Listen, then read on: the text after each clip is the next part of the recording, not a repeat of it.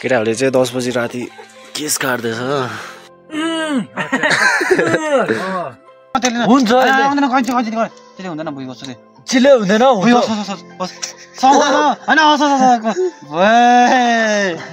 त्यो मलाई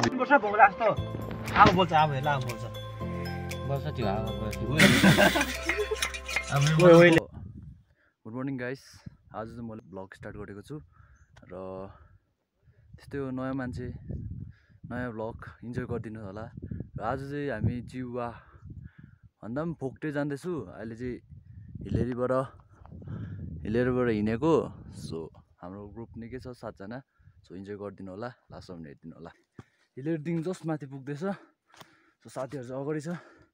हाम्रो चाहिँ के भयो भने चाहिँ प्रोग्राम चाहिँ त्यही ट्रेकिङ ब्याग अलिक कम्ती थिएछ। सो टेन्ट चाहिँ मैले बोकिरहेको छु। त्यही हो गाइस, बाटोमा भेटौँ। सो यो चाहिँ आजको हाम्रो ग्रुप। उनीहरू चाहिँ बाङतिनको स्टाफहरू टिचिङ। सो यता हाम्रो लोकल तेरो केस काटेको भिडियो त छ त केटा। सो यहाँ चाहिँ हामी अलिक भारी अलिक राम्रो बनाएको। सो अरू चाहिँ आउँदैछ, हामी 2 जना चाहिँ आइपुग्यो। अझै छ जानु निकै। आजको ग्रुप भन्नाले चाहिँ भर्खर आइपुगिसकेको छ। सो आज 2 जना छ आउनु भट्कौँ। अझ बिहानको ब्रेकफास्ट पनि भयो गाइस। अब हिँड्नुपर्छ बेलुका। अब अचलेमा भेटौँ नि त गाइस। अचले चाहिँ हो गाइस हाम्रो दा दामी हिँड्नुपर्छ त। दा चाहिँ अलिक एक्सपर्ट रहेछ नि त हिँड्नेमा। सो क्लाइमेट सो त्यस्तो हो। यहाँ चाहिँ सधैँ चाहिँ क्याम्पहरू मात्रै हुन्थ्यो, आजकल चाहिँ छैन। किनकि पानी बेसी परेर पनि टुरिस्टहरू भएको छैन। हेर्नु न त त्यहाँ हुन्थ्यो, त्यहाँ छ तर चाहिँ हुन्थ्यो गाइस। यहाँ चाहिँ क्याम्प चाहिँ इन्जोय गरिरहेको हुन्थ्यो। कोही टुरिस्टहरू आउँछ, कोही हिँड्नु सक्दैन, यहीँ बस्छ अचलेमा। फर्स्ट क्याम्प हुन्छ, सेकेन्ड क्याम्प उनीहरूले ठाउँमा लान्छ। सो त्यस्तो गरेर लान्छ। हामी चाहिँ तर नेपाली हो, ठग्ने कुरा आएन, हिँड्नै पऱ्यो, जानै पऱ्यो।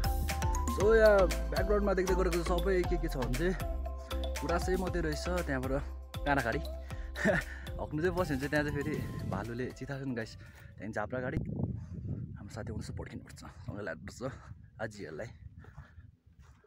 यो बाटो हिँड्दा हिँड्दा जुत्ताको हालत चाहिँ यस्तो भयो गाइस। यो जुत्ताले चाहिँ 2024मा चाहिँ म फोक्टे चाहिँ 5 ताल लगाएको। सो 25मा फर्स्ट टाइम हो। राम्रो होस् नयाँ इयरको ट्रेकिङ एडभेन्चर। आम्बो बाटो ब्लक रहेछ नि गाइस। यहाँ त उल्टा आइदिएछ नि हो, इमोसनल गइदिएर बेसी। सो क्यामेराको अगाडि नयाँ मान्छे देख्दा छक्कै पर्नुहुन्छ होला तपाईँहरू। सो त्यस्तो केही होइन, भिडियो त अलिक बिजी हुनुहुन्छ। सो आएको बेलामा यसो भ्लग सक्नु आफै गरिदिन्छु, ट्राई गर्छु म पनि। नयाँ केटो हो, गल्ती हुन्छ गाइस, हेरिदिनुहोस् होला। पर्नु सक्छु। अहिले बिहान हामी आउँदा चाहिँ पानी पर्नु आँटेको थियो। सो अहिले चाहिँ धुम्म क्लाउडी भएको थियो। सो आज निकै राम्रो दिन हुँदैछ, बादलहरू खोलिँदैछ। सायद अब भोगाले पनि अब हामीलाई सपोर्ट गरेको होला, राम्रो घुमेर होस् भनेर। तर भयो गाइस, सबैजना आइपुग्यो। समीर तल दिदीहरूले जितिरहेछ त हिँड्नु त।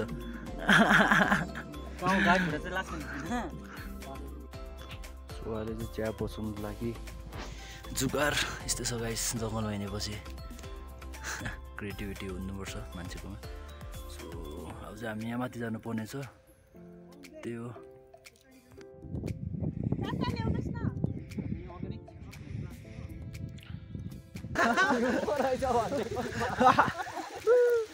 यो नि त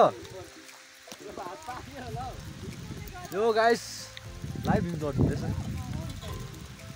इन्जोय हिउँले त भात जिम्लाइदिन्छ नि हाम्रो त। मास्टर सेफहरू चाहिँ यता हुनुहुन्छ।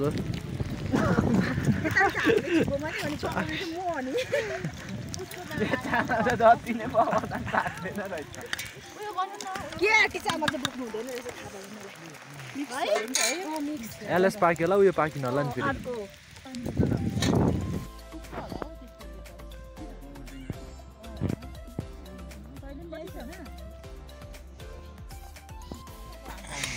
लन्च टाइम हुँदैछ यहाँ चाहिँ समीर ओइ ओइ मासु त खाँदिनँ म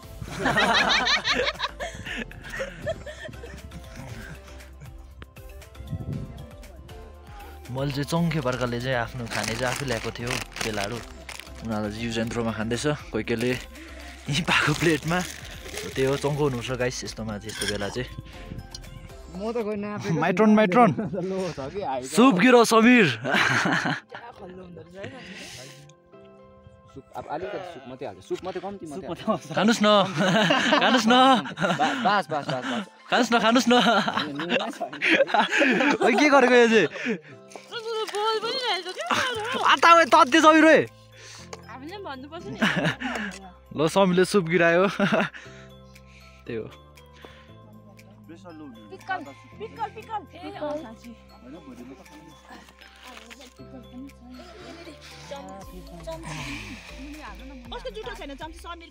मेरो छैन फेरि डिस्टर्ब गर्यो फेरि असिनाले डराउनुपर्छ अब चाहिँ 1 घन्टा जस्तो हिँड्नुपर्छ अझै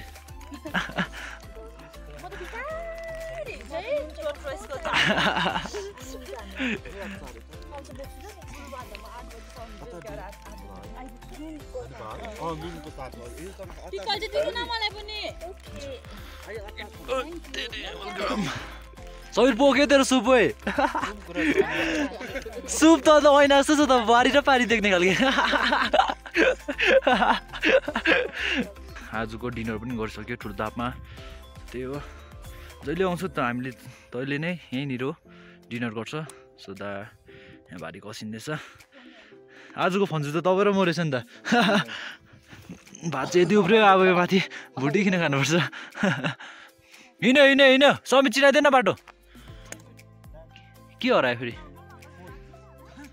सो अब हामी 2 लाखे पनि हिँडेको यहाँबाट तापबाट अरू चाहिँ सबै माथि नै पुग्यो सो हामी चाहिँ लास्ट इन्डिङ फाइनल मालिस गरिदिने अब यहाँ भाँडाहरू साँडाहरू लुकाएर आगो त लाग्दैन लाउँदा है आगो त लाग्दैन भाँडा पनि डढिदिन्छ ल है त गाइस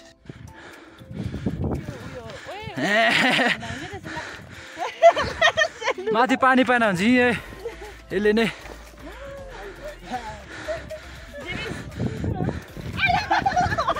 केला भिडियो गरिदिन्छु चिप्ल्यो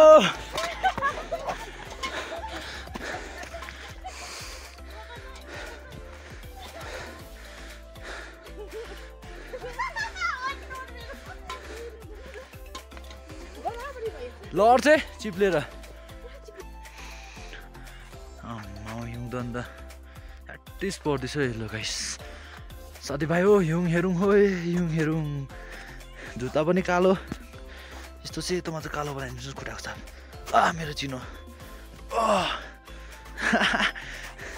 उल्टा खुट्टा बनाइदिनु फेरि गाइस साथीहरू डराउँछ होला नि सोक पायो भनेर उकालो बनाउँछ मजाको रहेछ यतिको त हिउँ ठिकै हो बेसी पनि बाटो साह्रो कन्फ्युज हुन्छ त्यही भएर राम्रो हो यतिको बेलुका तर ह्याटिस पर्दिन्छ ल गाइस हिउँ चाहिँ हाम्रो ला फेरि छाप 16 ला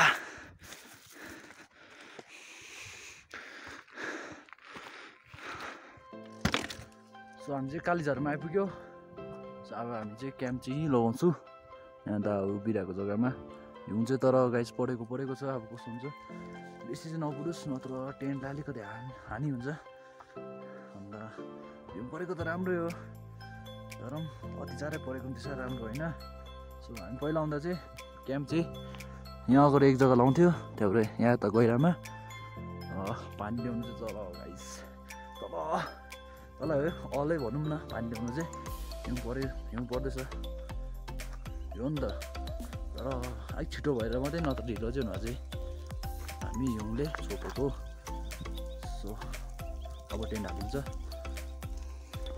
दाले टेन्टको सामान खोलिँदैछ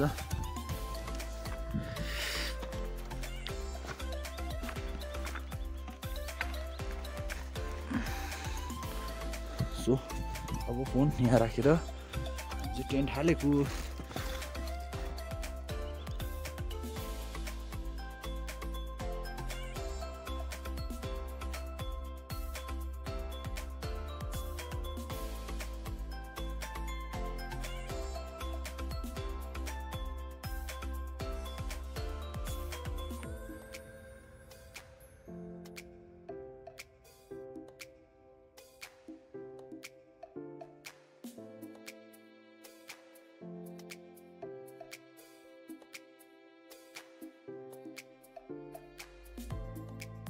यो भ्लग चाहिँ निकै लामो हुने रहेछ सो मैले के सोचेँ भने चाहिँ यो भ्लगको चाहिँ आजै पार्ट निकाल्छु म अन्त साह्रो लामो भिडियो पनि हेर्नु मजा आउँदैन so bye bye guys see you in next part bye bye guys love you guys